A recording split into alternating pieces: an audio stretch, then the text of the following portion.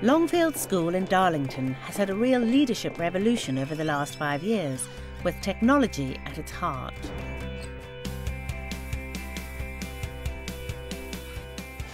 In 2003, things were very different. They had a falling roll, their GCSE results were less than 35% 5A stars to C, and they had only a handful of computers. When Keith Cotgrave took over as head that year, he believed ICT would be key to helping him and his senior leaders overhaul teaching and learning and transform the school. We don't engage in a technological revolution because we just think it's a nice thing to do. You know, we're doing it because there's a real hard edge to it. And it does make a difference, it has made a difference. Under Keith's leadership, by 2009 the school results had leapt to 78% 5A stars to C. We'll see how Keith built up strong middle leaders to drive their new technology vision, the systems they've built to finance ICT and audit ongoing improvements, and how they continue to drive forward curriculum developments. This is the story of their journey. When Keith first arrived at Longfield, the school only had a few computers in the building. Longfield was pretty much like going to a museum. The lessons were characterised really by a 1970s or 80s sort of feel to them. They weren't very engaging, they weren't very lively. The only way we were going to raise standards, to my mind, was to get a large set of like-minded teachers who were committed to the raising standards agenda and just provide them with the kit and the wherewithal to transform the learning in the classrooms. Right everybody, I'm going to open our lesson today through my Talmos timetable. And as you know, when you go onto your timetable on Talmos, you'll have today's lesson and all the resources there. Now Longfield has a sophisticated learning platform that enables teachers to share resources not only with each other, but with every student. I think the sharing of resources, it's great that they can go into their timetable, they can see what they're going to be doing. If they have a homework task that's based on something they've done in the lesson, they can access the PowerPoint again, they can look at the slide that talked about whatever it is they've been asked to do. I've looked before on my timetable to find out what I've got, and if it's something you don't really know about, then you can go off and do a little bit of research before the lesson, so you feel like you're a bit more confident when it comes around to the lesson. So today, by the end of the lesson, I want you to understand what a quest narrative is. When Keith started, none of the 54 classrooms had an interactive whiteboard. He changed all that in the summer holidays of 2005. The plan was pretty simple, and I think people like plans to be pretty simple. During the summer, we decorated all of the classrooms, we ripped out all of the blackboards, we put in whiteboards, we put a PC on everybody's desk, we put 250 machines around the school for the children. So that September, everybody came back, and that was the way the classroom of the future was to be. Characters. Give me an example of one just to start us off. Like a baddie. Great idea. They're all very colourful, so it makes you want to learn about it more. When we put the boards in the first instance, I was very, very careful to say to staff, we've only got one objective this year, is to become reasonably familiar with that whiteboard. It wasn't a big ask. So you have 2 minutes to think of as many of these stories as you can, starting from now. A byproduct that we didn't expect was the amount of creativity and the enthusiasm that was generated and making their own resources. Stop! Excuse me. One of the things that I wanted as head of department was to achieve a level of consistency of teaching and learning. For example, with things like assessment. Today's lesson, as a plenary, I'm using something we call plenary pyramid. We may have a resource like this ready. Somebody else can go into my timetable or my plans, they can access the resource, but they can also tailor the resource for their own class. We chose to develop the learning platform, and there was 2 strands to that. One was workforce reform. You know, young teachers come into the profession and an awful lot of them leave after 3 years, and the main reason for that is the planning and the time that it takes. So one strand was to make that less labour intensive, and the other strand was those resources had to be put onto a learning platform in order to share them with the children. So we're going to look at using the learning portal to share resources with both the students and colleagues. Keith saw that developing leadership for staff training was essential for achieving his vision. He appointed David Hunton to lead staff development from the outset. I mean, when I started, I was a head of department of technology, and in the department we did a bit of control and model making and things like that. So he decided that was background enough to launch an IT revolution. It's also by At the end of the first year, I think about 14 people decided that they didn't really want to go on the journey, and they decided to leave. Fortunately, there were some tremendously talented people already in the building. What Dave had was a massive amount of credibility with the staff. We were all learning this together. And that has moved it into the Talmos server. If you now just upload it, we now have training running across the whole year. We try to have an IT champion, as it were, in every department who supports colleagues. We have course CPD, which everybody is expected to attend. And my main responsibility is for personalised learning and personalised training. So I will spend time sitting with individual members of staff as often as necessary, as often as possible, to support their development. That is so much easier than copying files, paper and everything else. One of the messages I've tried to get across over the years, I'm no technology geek. I usually use an analogy about the car I have. I have a car that's got a 6-speed automatic gearbox and 2 reverse gears, and I don't know how it works. But I don't need to know how it works. I just need to know what it does.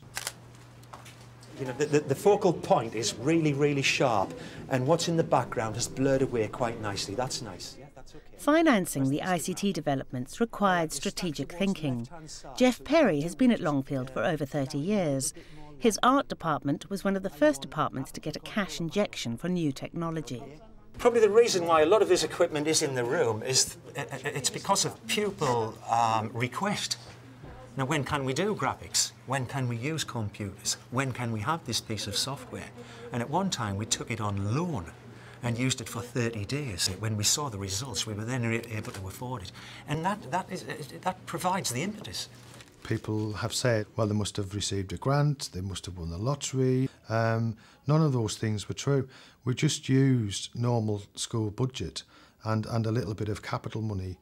So this is Longfield's server room. When I arrived 6 years ago, there was none of this equipment at all. Network manager Les Schutt has been key to the strategic ICT investment plans. And I started working. We changed out the servers and going from 124 computers to 350. It was quite a jump, quite a leap. But we have now in place a rolling cycle of replacing our network. Well, after the first major investment, governors decided to set aside a sum of money every year so that we have a 3-year rolling programme of reinvestment, so that we're never going to be in a position that I inherited from day one, where there'd been a chronic lack of investment, a sort of a boom and bust economy where lots of kit came in and there was no investment for a few years and the kit decayed and fell apart.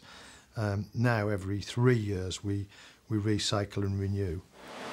One of the things we realised that we needed when we did our last upgrade was space. The art department using massive amounts of space. They're talking about doing more graphics courses and getting into movies. So we decided we'd go for a SAN solution, and we have a 16 terabyte SAN down there. You don't really need to know the technical terms. It's not important. As a head teacher, you need to understand what the technology can do for the children and how it can engage children and how it can transform learning. Now at Longfield, there is a computer for every 2 pupils. But importantly, these technology changes were led by curriculum developments. The main impact for us when we looked at changing the curriculum was how ICT could play a bigger part in pupils' learning. We've moved away from a heavy reliance on textbooks and published materials, and we're much more adept now at looking for solutions through ICT. Some of that becomes independent study, some of it becomes peer assessment with one another, some of it becomes a focus on group work. What do you think this flower represents for the Fibonacci pattern? I think it's them like spirals inside it. In this Year 8 maths lesson, the pupils are using a wiki site to share ideas. It looks the same as these patterns. I feel like it's good for me because I'm learning how to do things by myself. Quite good to be able to connect to others in the class, and they can give you advice on something and you can also give them advice on other things. We do think it's a very sensible approach. Whether we're a long way down the government's agenda or not, I don't really care. I know we constantly are seeking and looking for new ways to make it even better. And one of the big areas that we are exploring now is the use of mobile technologies. What do you think of that? That's good. How could we actually use a device like this in our lessons? Assistant Head Teacher Terry Conway leads regular new technology sessions with members of the school council. So for lesson objectives, instead of writing them down, you can take a picture of them.